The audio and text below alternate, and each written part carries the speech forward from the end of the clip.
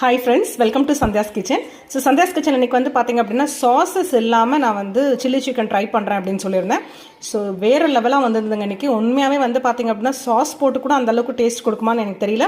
So நீங்கள் நம்பல அப்படின்னா நான் சிவானி கிட்டே கேட்குறேன். ஏன்னா எப்பயுமே சிவானி தான் வந்து ட்ரை பண்ணிட்டு சொல்லுவாள். அது மட்டும் இல்லாமல் இன்றைக்கி வந்து பார்த்திங்க அப்படின்னா நெய் சோறு வந்து, அதாவது நீங்கள் முஸ்லீம்ஸ் நிறைய பேர் பண்ணுவாங்க, அதையும் கொஞ்சம் டிஃப்ரெண்ட்டான ஸ்டைலில் இன்றைக்கி நான் ட்ரை பண்ணியிருக்கேன். ஸோ அப்படியே நம்ம சிவானி கிட்ட ஃபீட்பேக் கேட்டலாம். சிவானி எப்படிடா இருந்தது எனக்கு? ஹாய் ஃப்ரெண்ட்ஸ், ஸோ அம்மா சாஸ் இல்லாமல் சில்லி சிக்கன் ட்ரை பண்ண போகிறாங்க சொன்னோடனே ஐ வாஸ் ஷாக். பிகாஸ் அப்படி பண்ண முடியுமான்னு எனக்கு தெரியல. கடையில் எடுத்துவாங்களும் ஒரே சாஸியாக இருக்கும். I am not a big fan of sauce also.